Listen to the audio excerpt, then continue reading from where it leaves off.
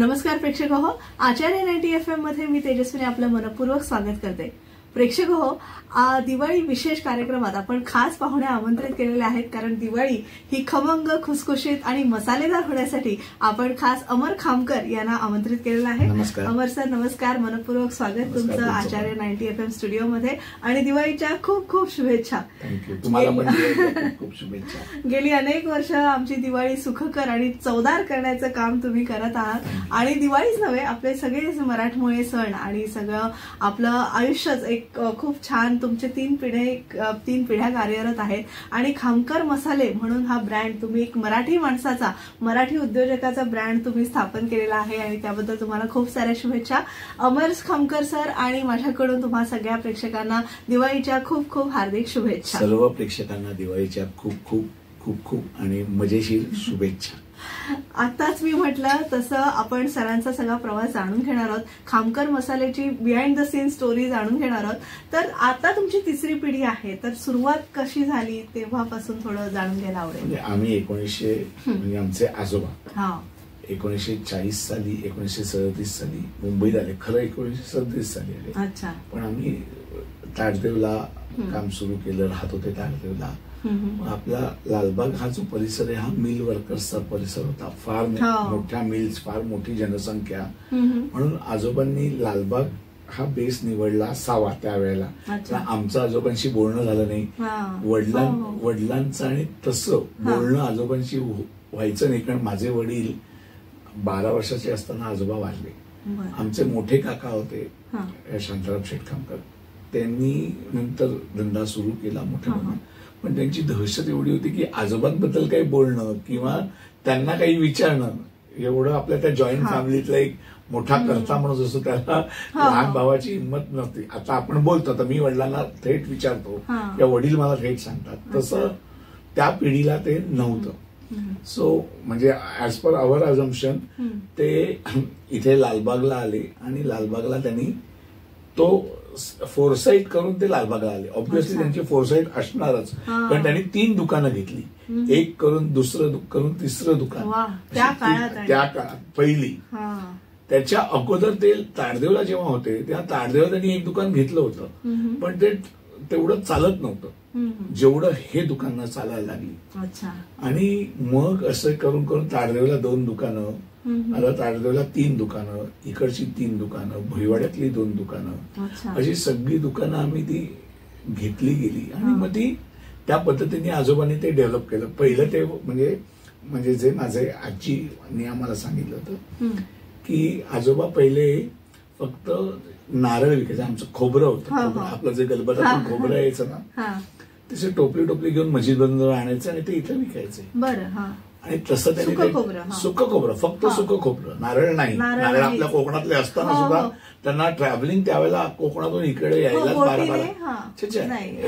ही जेव्हा मस्जिद बंदरला सुरू झालं होतं ना, होलसेल मार्केट मस्जिद बंदर होतं पहिलं, तर मस्जिद बंदरांना ते टोपल्या टोपल्या घेऊन यायचे, खोबरं विकायचे. आणि ज्या दुकानाच्या बाहेर विकायचे तेच दुकान म्हणजे अनायसी इंडस्ट्रियल इस्टेट होती, तो प्लॉट्स होते, त्यावेळेला ते बांधले गेले.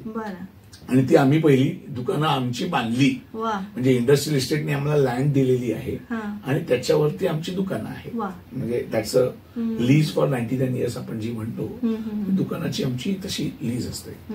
तर त्यावेळेला ती आजोबांनी केलं.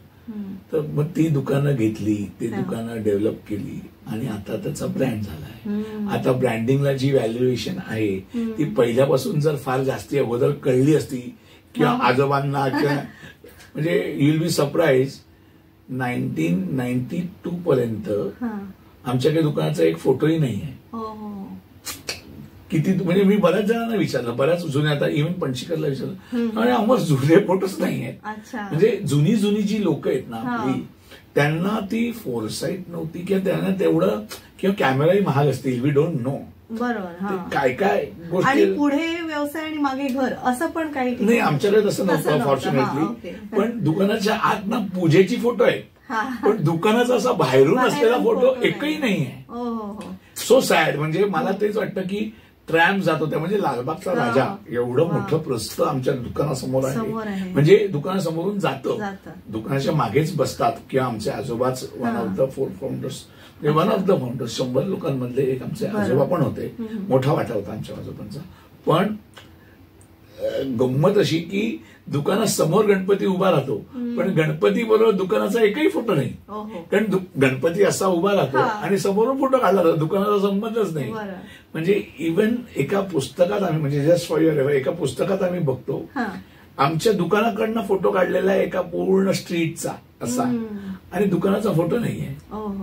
So sad. म्हणजे मग 1992 नंतर ते फोटोज काढणं किंवा ते काहीतरी आपल्याकडे जे कॅमेरे होते त्याच्यातून काढलं ते सुरू झालं. प्रॉब्ली ते सगळ्यांचं सुरू झालं. पारसी लोकांमध्ये काय होतं ते, म्हणजे बरेचसे पारशांच्या दुकानांचे फोटो आहेत बघा. आपल्या मराठी जुनी दुकानांची जेवढी आहेत फार तुरळक लोकांचे फोटो आहेत किंवा कोणीतरी व्हिडिओग्राफ केलेले फोटो आहेत. आपल्या दुकानांचे ऍज जुने फोटो, जे जुने पारंपरिक दुकानं आहेत त्यांचे फोटोच नाही आहेत. तरी पण ते नाना शंकर शेठ त्यांच्या काळातले काही पुस्तकं जर आपण पाहिली तर मिळू शकतील ना? नाही, आम्ही खूप प्रयत्न केला. दुकानांचं सगळं गल्ली आहे. म्हणजे हनुमान, म्हणजे फॉर एक्झाम्पल हनुमान थिएटर सुद्धा आमच्या दुकान एवढंच जुनं आहे. त्याचे सुद्धा बाहेरचे फोटो नाही आहेत, आतले फोटो आहेत. Nobody had that. I don't know, photographers must have had that vision. पण कोणाचं असं मालकाचा विजन नव्हता की तो बाहेरून आपलं दुकान कसं दिसेल, फोटो काढणं, किंवा कारण त्यावेळेला तो मीडिया पण नवीन, मीडिया पण नवीन. नक्कीच. आता अर्थातच एवढे छान छान प्रोडक्ट्स दिसत आहेत माझ्यासमोर, तर प्रोडक्ट्स विषयी आपण बोलूया. सांगा काय तुम्हाला ऐकायचं. म्हणजे मसाले तर मसाल्यांसाठी फेमस आहेतच, पण तुम्ही नवीन काही जनरेट केले? नाही, आम्ही काही जनरेट केलं. आमच्याकडे जे मसाले आहेत ना हे पारंपरिक मसाले, इव्हॉल्व्ह केलेल्या गोष्टी आहेत ते सांगतो. पण पारंपरिक म्हणजे काय, what we are different from. 95% मार्केटमधली जी मसाले, जे look alike brands like us, similar, हे जे लोक आहेत ना, ही लोक सुद्धा 95% लोक हे दळलेले मसाले वापरतात. दळलेले आणि कुटलेले, म्हणजे चुलीवरचं जेवण आणि घरच्या गॅसवरचं जेवण एवढा फरक आहे तर आहे. आणि लोकांना ते जाणवतंय. म्हणजे आता जे लोक, आता कसं आहे, आमचा मीडिया प्रेझेन्स कमी आहे, कारण आमच्याकडे इनहाऊस गिरायक, आमचं personal touch to the customer is more important according to. आणि वर्षानुवर्ष आहे. अजूनही मी अजून माझी 3री जरी पिढी झाली तरी मी टेक सेव्ही नाही, मी मूर्ख म्हणतात लोक मला, हो आहे. पण गंमत अशी आहे की माझा जो पर्सनल कनेक्ट आहे कस्टमरशी, ते कस्टमर सुद्धा पिढी आमच्याकडे येते. ते that is what my customer base is right now. तो इव्हेंच्युअली कमी होतोय. तो आम्ही बघतोय की आता yes we have to step in some things like platforms, like मोठे प्लॅटफॉर्म्स आहेत जे फटाफट डिलिव्हरी करतात, पण त्यांच्याकडे 40% मार्जिन द्यायचं. म्हणजे आपण मार्जिन किती ठेवायचं, काही नियम आहे की नाही त्या मार्जिनला. मग 500 ग्रॅमचे म्हणून ते लोक दळलेले मसाले किंवा कसे, कारण ते स्वस्त पडतात. आम्ही त्याच्यात पडतच नाहीये अजूनपर्यंत, कारण आम्हाला ते परवडतच नाहीये. 40% त्यांना द्यायचे, म्हणजे मी मार्जिन किती ठेवायचं हे आमच्या डोक्यातच बसत नाहीये. Margin level too much hi of, म्हणजे मी काही बोलणार नाही त्याच्यात, पण ते आहे वेगळं. म्हणजे 500 ग्रामही नसतो, 200 ग्रामही नसतो. लोक मध्ये पॅकेट्स करतात 3-3चे 4-4चे, आणि मध्ये it is a different ball game. आणि भेसळ खूप प्रमाणात आपण हल्ली पाहिली. मी जे आमचे लोकलाईक ब्रँड्स आहेत ना, ब्रँड्स चांगले जे ते 99% भेसळ नाही.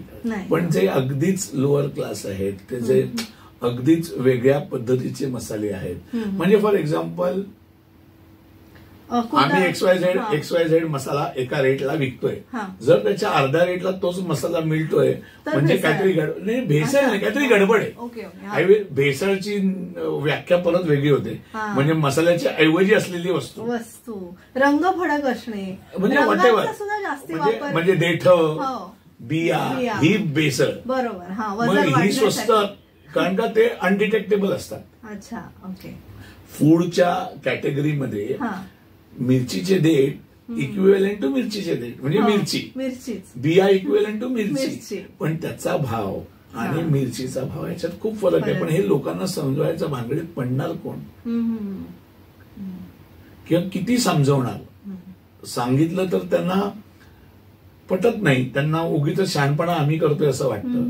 पण तसं नसतं. ते कॉस्ट त्या क्वालिटीचीच असते. म्हणजे जर एखादा माणूस, आता आमच्यासारखे आम्ही जे जुने लोक आहोत, ज्यांना मार्जिन, ज्यांना दुकानं सांभाळायची आहेत, ज्यांनी जुनी दुकानं आहेत, ते क्वालिटी मेंटेन करतात म्हणूनच ते तिकडे आहेत अजूनपर्यंत, हे समजून घ्या. खरंच.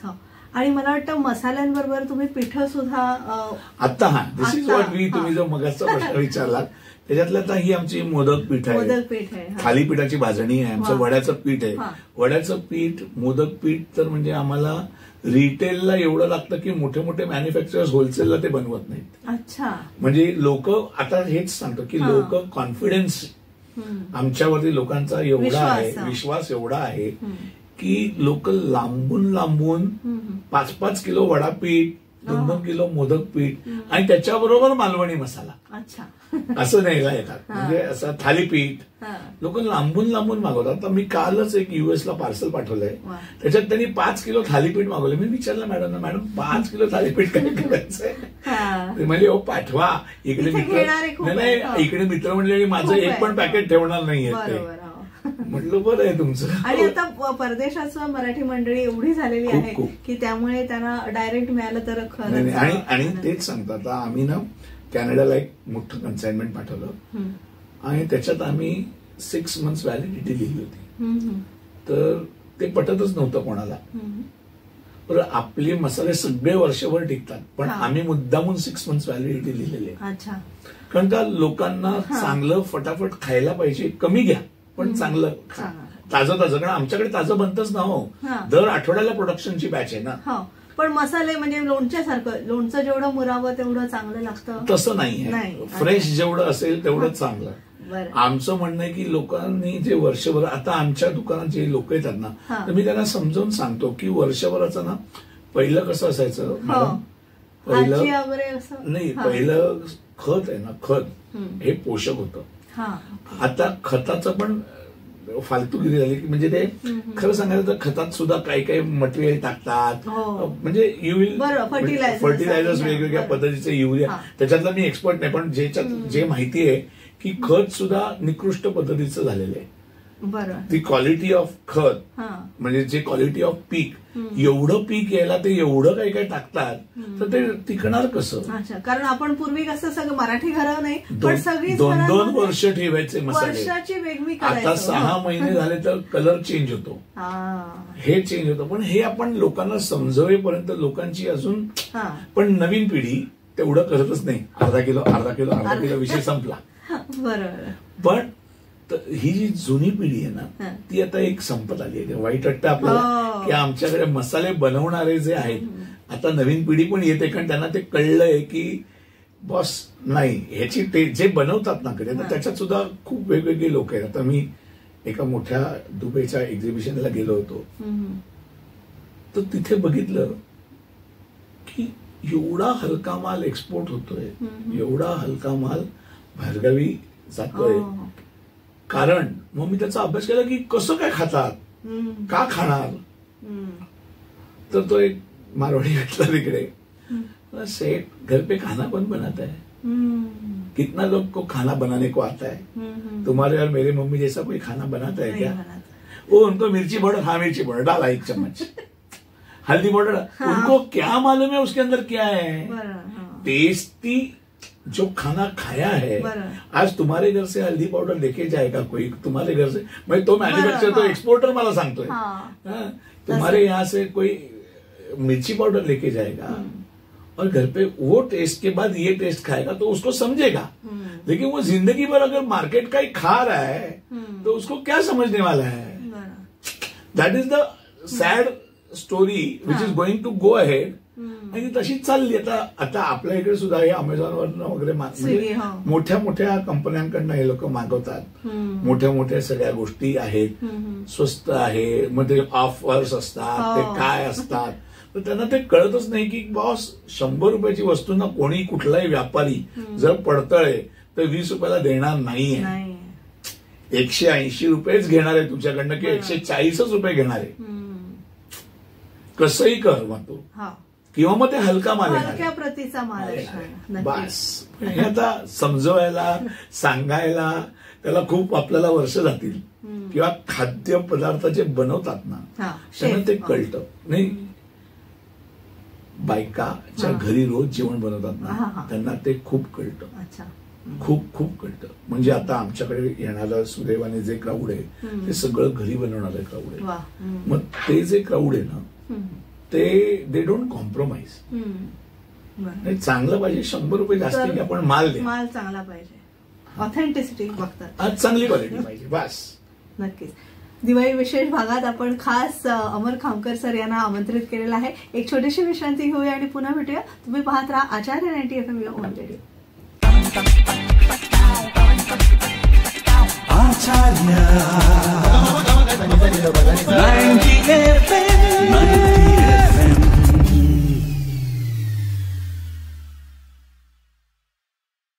विश्रांतीनंतर तुम्हा सगळ्यांचं पुन्हा एकदा स्वागत. दिवाळी विशेष भागात आपण अमर खामकर सरांना आमंत्रित केलेला आहे. खामकर मसाले म्हणून सुप्रसिद्ध जो ब्रँड आहे आणि आपल्या लालबाग परळचा आहे, त्यामुळे आपल्याला खास महत्व आहे त्या ब्रँडचं. सर, आता आपल्याकडे म्हणजे महाराष्ट्रातच एवढी व्हरायटी आहे, तर मसाल्यांची म्हणजे लोकांची जशी व्हरायटी म्हणजे काय म्हणतात तसं, जर 10 किलोमीटरवर भाषा बदलते तसं चव बदलते, तर तसं म्हणजे आपले कोकणस्थानचे मसाले, सारस्वतांचे मसाले, नंतर गुजराती मारवाड्यांचे मसाले, म्हणजे फार रेंज मोठी आहे. तर तुम्ही कसा विचार करता हे सगळं? आता आम्ही सरासरी करतो. म्हणजे फॉर एक्झाम्पल सिंपल सांगतो, चौकळशी, पाचकळशी, ओके, बरोबर आहे, सूर्यवंशी, हे जे सगळे मसाले आहेत ना यांचे घरातले प्रत्येकाचे ना पद्धती वेगळी आहे. मालवणी मसाला, मालवण्यांचे पण आता मालवणी मसाला म्हणजे कोकणी मसाला असं जर मी म्हटलं तर मालवणी रागवतो. ओरिजिनल सावंतवाडी किंवा कणकवलीच्या पुढचा माणूस रागवतो. तसं नाही आहे. मसाल्यांचे बऱ्यापैकी ठेवण, आता आम्ही जे रिटेलला विकतो किंवा आम्ही जे बऱ्यापैकी ठेवण ना सेम ठेवली तर घरची टेस्ट, म्हणजे आम्ही जे obviously everybody has is on choice, ते घेऊन येतात आमच्याकडे चिठ्ठ्या, मग ते आम्ही त्यांच्या घरातले पण मसाले बनवून देतो. पण दॅट इज अवर स्पेशालिटी, की घरी येऊन माणूस जेव्हा एखादा चिठ्ठी देतो, ही माझ्या आजीची चिठ्ठी, ती आजीची चिठ्ठी आमच्याकडे स्टोर्ड असते, सावंतांची चिठ्ठी स्टोर्ड असते, कवळ्यांची चिठ्ठी स्टोर्ड असते, शेखची चिठ्ठी, म्हणजे सगळे, not only Maharashtrians, all over India. तर आता फॉर एक्झाम्पल सिकेपींचा मसाला आहे, सिकेपी लोकांचा मसाला आहे. बऱ्याच लोकांना माहिती पण नाहीये की प्रेग्नेंट बायकांसाठी त्या समाजाने एक वेगळा मसाला स्वतःसाठी डेव्हलप केला, उष्ण पडू नये म्हणून. त्याला इस्वार मसाला म्हणतात. पण आता हा तर आम्ही काही रेग्युलर विकत नाही, पण ज्या बाई घेऊन येतात, ज्यांना माहिती आहे, तर आमच्याकडे फॉर्म्युला आहे त्याचा, आणि आमच्याकडे एका ऑथेंटिक माणसाने करून दिलेला फॉर्म्युला आहे. त्यांनी पारंपरिक करून त्यांच्या मुलांसाठी असं, कारण नोटिंग पण पाहिजे ना. आता फॉर एक्झाम्पल कोळी समाजाचा मसाला आहे, 80% आय विल टेल यू, 80% कोळी समाज किंवा आगरी समाज जो अलिबाग आणि ह्या साईडला राहतो ना, तो पैनाडला जातो आणि पैनाडला मसाले करतात. Okay, that's a spot, you know. तर मी विचार केला की काय जातात का माझ्या मसाल्याकडे त्यांच्यामध्ये, म्हणून आम्ही गेलो एकदा पैनाडला 8-9 वर्षापूर्वी. पण त्यांच्याकडे त्यावेळेला 2000 रुपयात 10 किलो मसाला. म्हटलं 200 रुपये किलो काय देतो हा माणूस. मग त्यांची जी सिस्टीम बघितली, तो चीटिंग करत नाही, पण त्या माणसांना काहीच सांगत नाही. त्यांना ती मिरची पावडर आणि थोडासा मसाला असं जे काही त्यांचं म्हणणं आहे की तो पुढी बांधून देतो, म्हणजे त्याच्यात हिरवी तो दाखवतो, हिरवी टाकली, हे टाकलं, किती टाकली तो काही दाखवत नाही, प्रमाण दाखवत नाही. प्रमाण दाखवत नाही म्हणजे प्रमाणच नसतं, त्याच्या पण प्रमाणात जो डोक्यात प्रमाण येतं ते टाकतो तो. मी म्हटलं असं काय करतो हा माणूस. मग मी त्याच्याकडनं 10 किलो मसाला घेतला, म्हटलं बघूया. तर मग तो दुकानात सगळा सुट्टा करायला लावला मुलांना की काय आहे त्याच्यात. मग त्याच्यात म्हणजे मसाल्याचा जो फॅक्टर ऍज इट पाहिजे, कारण आपण जर तुम्ही अलिबाग बिलिबाग साईडला गेलात ना, जेवण सुंदर असतं पण थोडं तिखट आणि त्याला गरम मसाल्याचं प्रमाण कमी असतं. मग देन आय रिअलाइज की ते त्यांना माशा करता जास्ती वेळ मसाला लागतो, माशा म्हणून त्यांना तो मसाला कदाचित कमी असेल. पण येस, त्यांचा मसाला त्यांच्या पद्धतीचा आहे तो आहे. मग आम्ही तो बनवला, मग त्या पद्धतीने आम्ही तो ब्लेंड केला. मग तो कोळी आगरी मसाला असं आम्ही, आगरी कोळी मसाला जवळजवळ सारखा असतो. मग पाचकळची चौकळची ते हे मसाला, मग त्याच्यातला एक ब्लेंड केला. सीकेपींचा मसाला वेगळा ब्लेंड, म्हणजे मग ते आता सीकेपींचा मसाला विकणार काय, म्हणजे फिश मसाला ही सीकेपी मसाला, असं आम्ही हळूहळू त्याच्यात डेव्हलप करून आम्ही छान, कुठलेही सीकेपी आले तर आम्ही त्यांना ते देतो. म्हणजे आगरी कोळी आले की त्यांना ते देतो, म्हणा हे तुमच्या पद्धतीचा मसाला आहे बघा वापरून. मग ते एकदा त्यांच्या डोक्यात बसलं की येस बॉस हा फरक आहे तर मग त्यांना ते पटतं. तुम्ही बोलताय त्याच्यावर मला कळतंय वाक्चातुर्य किती लागत असेल ना. म्हणजे कुठलाही धंदा म्हटलं ना की आपलं बोलणं अगदी गोडवा हवा, मीठ पण पाहिजे.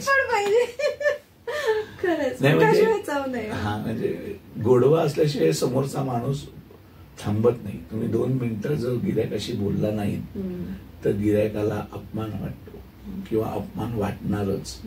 जर मालक गिऱ्हाईकाशी बोलला तर अजून मजा येते गिऱ्हाईकाला. कामगार असतात, कामगार नीट बोलतातच, पण आपण जेव्हा पर्सनली बोलतो तेव्हा फरक पडतो. आणि तेच आमच्या दुकानात आहे. मालक दोन्ही बसलेले असतात, मालक गिऱ्हाईकांशी संबंधित असतात. कधी होतं, कधी चूक होते, कधी काय होतं, असं होतं. आता इट हॅपन्स, मध्ये ढकलून न्यायचं पुढे, चालेल सॉरी म्हणायचं आणि चालायचं. बरं, पण कधी कधी असं काही कोणी असं सांगितलंय का शिष्टपणे की बघा आम्ही असं करतो, तुम्ही काय, असं कधी झालंय? होतं ना, पण आता त्याचा क्रेडिट त्याला द्यायचं हो बाबा. अच्छा, असं आहे ना. आणि अर्थातच सॅटिस्फाईड कस्टमर्स, म्हणजे आता बरेच इतकी वर्ष तुम्ही या व्यवसायात आहात, तर असं कुठलं अशी स्मरणार्थ राहिलेली की अशी ऑर्डर आली आणि खूप छान वाटलं, समाधान वाटलं की आज आपण एवढी वर्ष हे करतोय, त्याचं चीज झालं, असं कधी अनुभव? खूप वेळा. म्हणजे मी तुम्हाला सांगू का, आशाताई आशा ओके, तर ना खरं त्यांच्यामुळे मी फॅक्टरी टाकली. म्हणजे मी ओपनली सांगतो, काय झालं होतं, त्या फार 8-1 वर्षापूर्वी आमच्याकडे आलेल्या, 10 वर्ष जास्तीच असेल, 15 वर्षापूर्वी. मी फॅक्टरी टाकून 12 वर्ष, हो 15-1 वर्षापूर्वी त्या आल्या.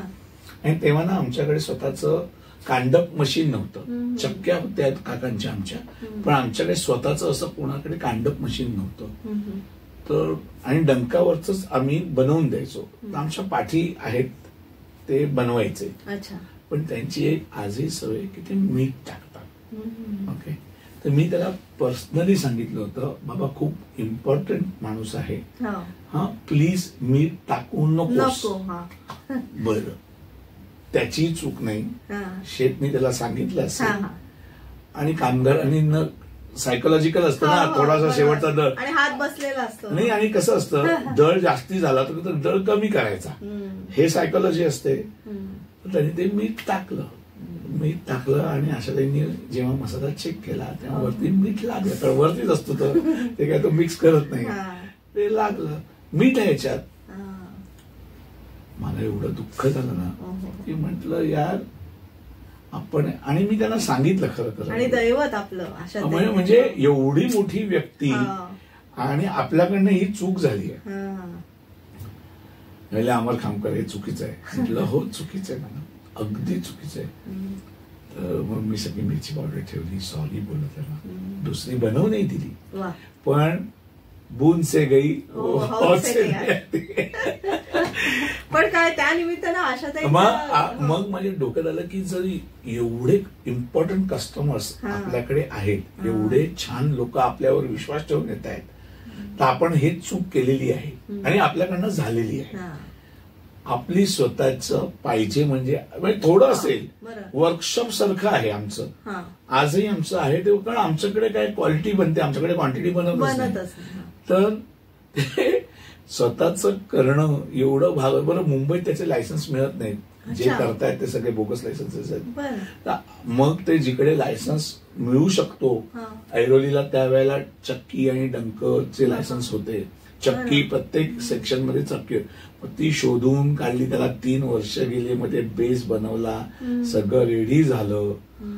आणि मग आता आमच्याकडे अगदी आपलं काम जसं पाहिजे तसं होतं.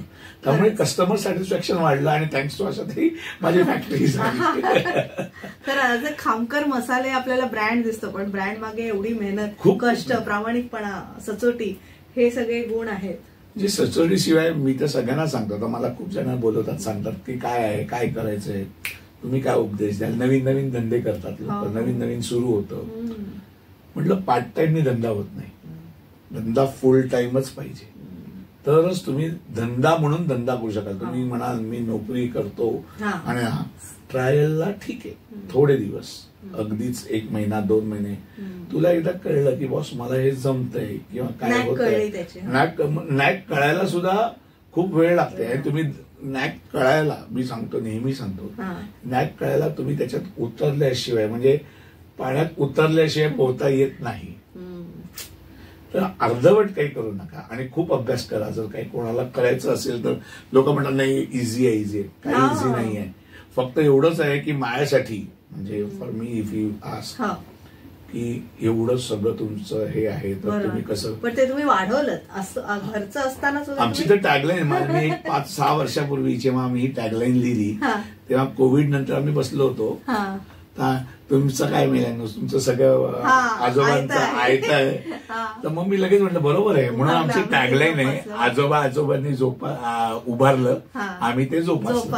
म्हणजे जोपासलं पण ना, लोक उधळून टाकतात, टिकवणं किती महत्वाचं आहे. आणि मग त्या आजोबांचं नाव आलंय, अशोक खनकरांचं नाव आलंय. मग आम्ही आता त्याच्यात कसं कॉम्प्रोमाइज. लोक म्हणतात तुमच्याकडे एकच क्वालिटी काय, मालवणी मसाल्याची एकच क्वालिटी काय. अच्छा, म्हटलं बापाच्या नावावर धंदा करतो रे, 4 नसतात, एकच असतो. क्वालिटी म्हणजे क्वालिटी, एकच क्वालिटी मिळणार. 3. आता त्याच्यात काय झालंय, कोविड नंतर लोक तिखट मसाला मागायला लागले, म्हणून सेम मसाला, सेम पैसे, फक्त आम्ही मिरची जरा वेगळी वापरतो, म्हणजे जरा तिखटपणा येतो, म्हणून तो तिखट मसाला.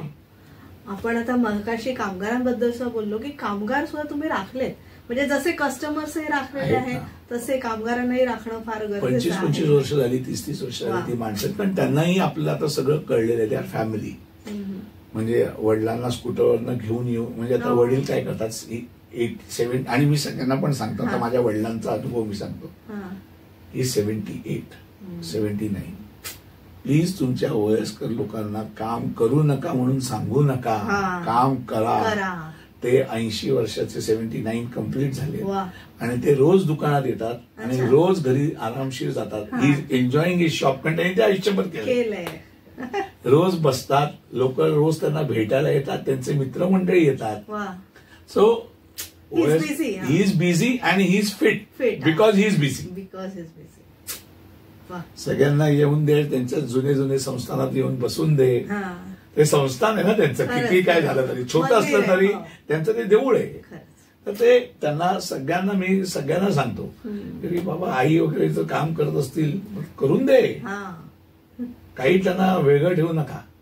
Late them work, let them go to the shop, let them go to there whatever, if they are interested let them come work.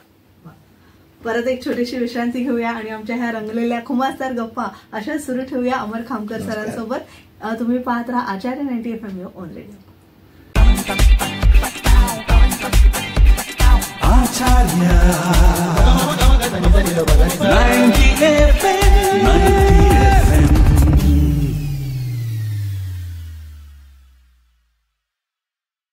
विश्रांतीनंतर तुम्हा सगळ्यांचं पुन्हा एकदा स्वागत. दिवाळी विशेष भागात आपण खामकर मसाल्याचे अमर खामकर सरांना आमंत्रित केलेलं आहे.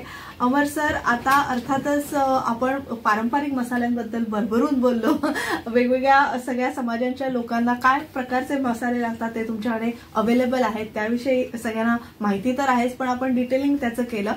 आता मला हल्लीची तरुण पिढी जी आहे त्यांना असं चटपटा आयटम्स, म्हणजे चटपटा काहीतरी, म्हणजे आपण मिसळ म्हणा किंवा वडापाव, त्याला सुद्धा एक छान मसाल्याची क्रिस्प असले की त्याला फार असं मराठमोळे पदार्थांकडे सुद्धा ते आकर्षित होतात. म्हणजे चायनीजचा एवढा भडीमार होत असताना सुद्धा पण आपण नेहमीच कोथिंबीर वडी किंवा असं काही स्नॅक्स आयटम जास्ती घ्यायला जातो, तर त्यासाठी वेगळे मसाले अर्थातच तुम्ही करत असाल? नाही, आम्ही करतो ना. आमच्याकडे मिसळ मसाला आहे, संडे मसाला पण इथे मालवणी मसाला म्हणजेच संडे मसाला, वेगळा नाही. Okay okay. मिसळ मसाल्यामध्ये सुद्धा मालवणी मसाला बऱ्यापैकी अंश आहे, पण त्याच्यात थोडंसं आमच्याकडे 4-5 गोष्टीचे ऍडिशन्स आहेत, त्यामुळे त्याला फ्लेवर त्याला फार छान येतो. मिसळ मसाला आहे, नंतर फिश फ्राय मसाला आहे, जी आपली आई कधी करत नव्हती, तर आता आम्हाला फिश फ्राय मसाला ठेवावा लागतो की पटकन रव्यात टाकला, मुलं घाली असं पीजी मध्ये राहतात, फास्ट पाहिजे. फिश फ्राय मसाला आहे, कांदा खोबरा मसाल्याचा होताच, पण आता आमच्याकडे चटण्या आम्ही खूप सुंदर एनरोल केल्या आहेत. म्हणजे लसूण चटणी आमची एकदम हॉट सेलर आहे. लसूण चटणी आहे, नंतर तिळकुटाची चटणी आहे, आणि जवस चटणी आम्ही बनवत नाही, आम्ही शेंगदाणे चटणी. तर या सगळ्या चटण्या आम्ही बनवतो. छान वाटतं, म्हणजे लोक येऊन आवडीने घेऊन जातात. आणि तरुण पिढी इज नाव इन. थोडस खायला प्यायला ना छान नाही, आता मला असं वाटतं की दे आर इंटरेस्टेड मोर. बरोबर, मराठमोळ्या पदार्थांमध्ये सुद्धा नक्कीच. तुम्ही असं कुठलं शास्त्रोक्त किंवा असं आपण आता म्हणतो ना की मला म्हणजे कॅटरिंग कॉलेजमध्ये गेलो, डिग्री घेऊन बाहेर पडलो की आपण चांगले शेफ होऊ शकतो, तसं या व्यवसायाचं मला वाटतं नाहीये. कारण जेवढं आपण प्रॅक्टिकली त्याचं नॉलेज घेऊ त्यातनं मुलं जास्त शिकतील. तर तुम्ही मुलांना काय संदेश द्याल? मी कॉलेजचा ग्रॅज्युएट आहे, फक्त कॉमर्स, पोदार, पोदार कॉलेज आमचं होतं. तिकडे मी खूप गोष्टी शिकलो. तिकडेच फुलवा भेटली, तिकडेच बाकीच्या गोष्टी झाल्या. पण एक नक्की लक्षात घ्या, म्हणजे मला असं लालबाग तर खरं, आणि कुठलाही धंदा करायचा म्हटल्यावर you have to be street smart. ते मला पहिल्यापासून दुकानातून मिळालं. आणि आता खूप मीडिया आलाय, खूप सोशल मीडिया आहे, खूप तुम्हाला इनपुट्स आहेत. 100 रुपए में एक्सपोर्ट का धंधा मिलता है, 200 रुपए में यहाँ सीखने को मिलता है. माझं असं म्हणणं आहे 100% ते क्लासेस जॉईन करा. मला शिकायला कुठेही कमी पडायचं नाही. तुमच्याकडे पैसे आहेत, तुमच्याकडे वेळ आहे, तुम्हाला इच्छा आहे, 100% शिका. पण शिकताना सगळ्या गोष्टी शिकून झाल्यानंतर आहेत म्हणून पैसे लावू नका. प्रत्येक गोष्टी खूप मेहनतीने काम करावं लागतं. 12 तास नाही, 24 तास. झोपताना सुद्धा तुम्हाला तुमचा धंदा पाहिजे डोक्यात, तर तुम्ही पुढे जाऊ शकता. आणि मग तुम्ही लोकांना असं सांगायचं नाही की मी फेल झालो, मी हे केलं, मी पैसे टाकले आणि तिकडनं पैसे आले नाहीत. धंदा म्हणजे व्यवहार. मग ते पैसे तुम्ही कमवलेले असतात, मेहनतीचे असतात, ते व्यवस्थित वाढवायला खूप म्हणजे आय डोंट नो काय त्याला बोलू शकतो, पण त्याला खूप वेगळी तपश्चर्याच आहे. हा, म्हणजे यू कॅन कॉल इट. आम्ही संध्याकाळपासून सकाळपासून विचार करत असतो की बॉस हा धंदा असा असा झाला, हे मार्केट असं असं आहे. आणि रिटेलमध्ये असून सुद्धा आम्हाला हे विचार करायला लागतं. जर तुम्हाला छोटा धंदा करून मोठा धंदा करायचा असेल तर तुम्हाला अगदीच व्यवस्थित, तुम्ही लगेच मॅन्युफॅक्चरिंग युनिट टाकलं तर मॅन्युफॅक्चर होईल, विकणार कुठे भाई? विकणार कुठे? लोक आज 100 लोक माल बनवत आहेत. मग त्यांना ते थोडं पहिलं काय नातेवाईक घेतात, हे घेतात, ते घेतात, सगळे घेतात, आणि नंतर मग फ्रस्ट्रेशन येतं.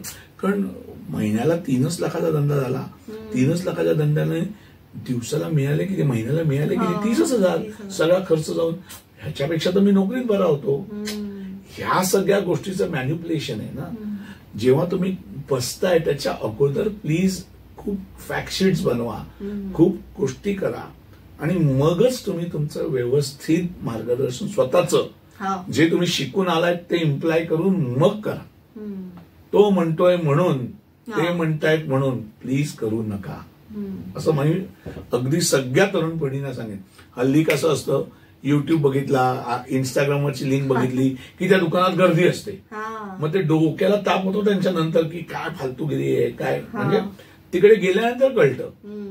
सो सगळा विचार करून जा. एक सगळ्यांचे सगळे स्टेटस लिहिलेले असतात, सगळ्यांच्या सगळ्या गोष्टी असतात, त्या पद्धतीने बघून का.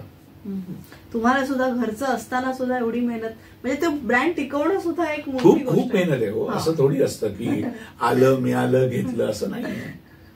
You have to be there, present राहायला पाहिजे. आपल्यासाठी कोणी काम करत नाही. आमचे एक गुजराती मित्र आहेत, अपने को कोई कमा के देने वाला जिंदगी में पैदा नहीं हुआ. खरं. आणि मराठी उद्योजकांसाठी म्हणजे आता आपण बघतोय फार किर्लोस्कर म्हणा किंवा पेंढारकर म्हणा, किती मेहनत करणारी माणसं आहेत ती. पण असे मराठी उद्योजकांनी सुद्धा पुढे आलं पाहिजे आणि जास्तीत जास्त मराठी उद्योजक वाढीला लागले पाहिजे.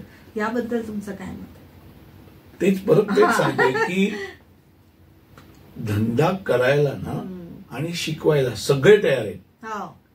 किर्लोस्कर म्हणा, पेंढारकर म्हणा, इथं खूप मोठी नावं झाली. त्यांनी तर सगळ्यांना किती जणांना त्यांनी मदत केली आहे, किती पद्धत. म्हणजे आत्ता मी ऐकलं किर्लोस्करांबद्दल, त्यांनी अगदी थेट सह्याद्री कन्झर्वेशन मध्ये सुद्धा त्यांचा हे आहे, हात आहे.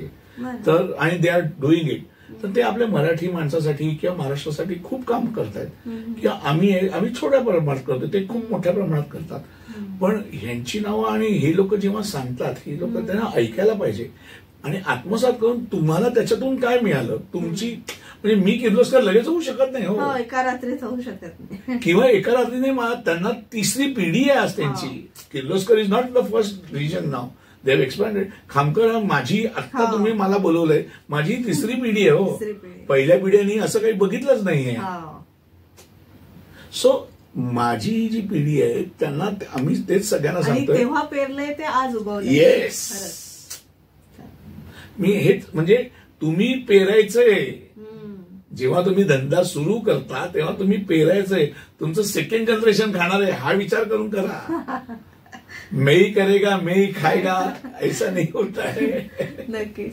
आता मेन विषयाकडे होते, म्हणजे आपण खूप म्हणजे बिझनेस रिलेटेड बोललो, पण तुमच्या आयुष्यामध्ये खमंगपणा आला, मसालेदारपणा आला तो फुलवाताईमुळे. तर ते थोडंसं मी नेहमी फुलवाला चिडवतो. खरं फुलवा बर्वे फेमस नव्हती, फुलवा खामकर फेमस झाली. असं नाही आहे. She is also a very hard working lady. तिने खूप म्हणजे आता माझ्या आयुष्यात खूप बदल झालेला आहे तिच्यामुळे. आमचं एक असं एकदम सिंपल कुटुंब, तिचं कसं आहे एकदम झगमगाट नव्हता तिच्या आयुष्यात. आत्ता म्हणजे अगदी ती एकापेक्षा म्हणजे तिने बुगी उगी केलं ना तेव्हा सुद्धा तिच्या आयुष्यात एवढा झगमगाट नव्हता. पण जेव्हा तिने मराठीचं एकापेक्षा एक केलं ना त्याच्यानंतर तिच्या आयुष्यात थोडंसं एक सेलिब्रिटी कोरिओग्राफर, त्याच्यानंतर नटरंग झालं, त्याच्यानंतर नटरंग झालं. ते ग्लॅमर आलं. ते तिच्या डोक्यातच नाही आहे. ते ग्लॅमर हा विषय आमच्या घरात कोणाकडेच नाहीये. तिच्यात तर मुळीच नाही. हा म्हणजे आम्ही काहीतरी म्हणतो आम्ही खामकर आहे उगीच, तसं पण नाहीये. असं पण ती मसालेदार गोष्ट आम्हाला ऐकायची. तुम्ही कसं भेटलात, कोणी कोणाला प्रपोज केलं? प्रपोज काही झालंच नाही. आम्ही 15 वर्ष मित्र, 10-11 वर्ष झाली. बिफोर मॅरेज 10 वर्ष आम्ही एकत्र होतो. तर हे सगळं असं मैत्री की बाहेर कशाला शोधा, आमचीच मैत्रीण आहे ना, मग विचारायचं. तर म्हणजे वी ग्रू अप टुगेदर. असं आहे. तुम्ही हार्डकोर व्यावसायिक आणि ती हार्डकोर कलाकार. ती कलाकार नंतर लग्नानंतर सांगतोय काय तेच सांगतो. लग्नानंतर ती तेव्हा डान्स क्लास घ्यायची, जिम्नॅस्टिक्सचे डान्स करायचे, जिम्नॅस्टिक्सचे क्लास घ्यायचे. She is a Chhatrapati award winner. पण तिचं बॅकग्राऊंड असं आहे की तिच्याकडे साहित्यिक सगळं बॅकग्राऊंड होतं. त्यामुळे तिच्यात वाचन खूप होतं, माझ्यात वाचन 0. तिच्यात वाचन फुल वाचन, तिचा अभ्यास चांगला, तिचा हे स्पोर्ट्स तर मी पण खेळायचो. मी टेबल टेनिस खेळायचो स्टेट लेवल्स, नंतर आपण येतं म्हणजे असं.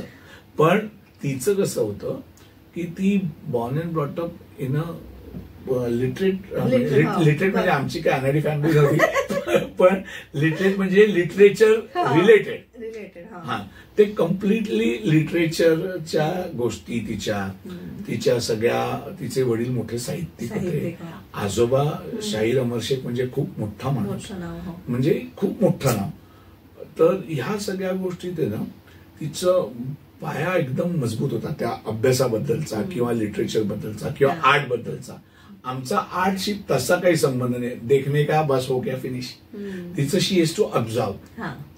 तसंच ते पुढे आलं. Then she started with dance. कॉलेजमध्ये डान्स केला, तो काही फार तिने गाजवला नाही. मग त्याच्यानंतर म्हणजे कॉलेज गाजवलं, कॉलेजमधले सगळे अवॉर्ड्स तिला. असं म्हणू. काय नाही, असं काही नाही. तिची हार्डवर्क म्हणजे तिचं एखादं गोष्ट मिळत नाही ना, जसं आता मी मसाल्यात करतो तसं ती डान्स मध्ये करते. खरंच तिचं ते खूप भयंकर हार्डवर्क आहे. आणि ते भयंकर हार्डवर्क तिला आता 20 वर्षानंतर फळाला आले. हो, तिने ते पहिलं केलंय. 20 वर्ष झाली तिचं काम आहे, स्ट्रगल आहे. तर तशी ती आयुष्य आहे. नक्कीच. तुम्हाला खूप खूप शुभेच्छा आणि पुढच्या पिढीलाही थोडं आपण मार्गदर्शन देखील केलेलं आहे.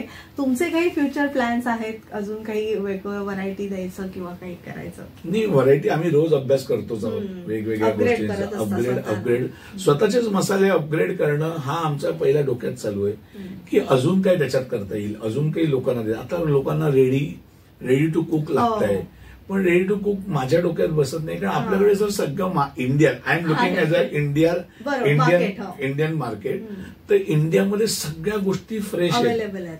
फ्रेश का लोकांनी घाणेरडी पावडर टाकायची त्याच्यात?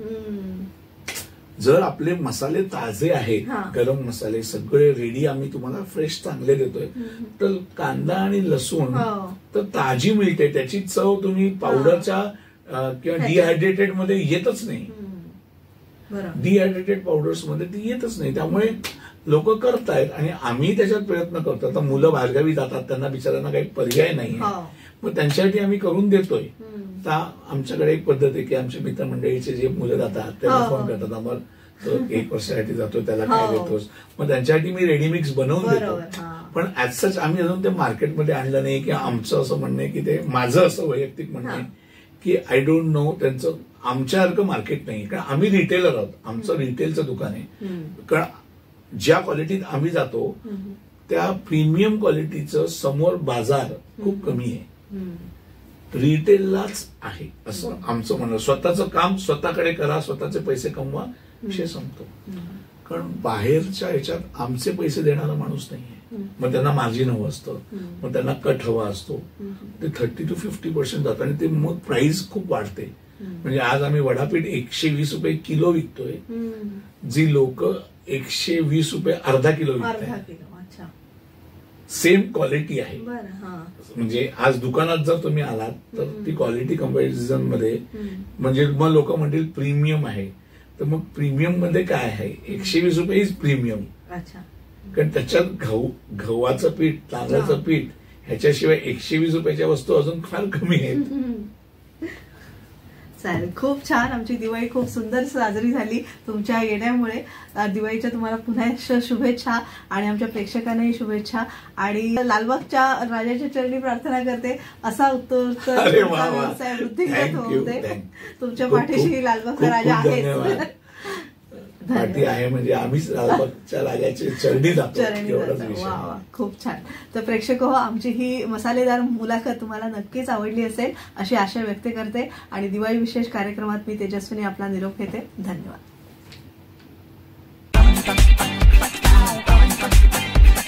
आचार्य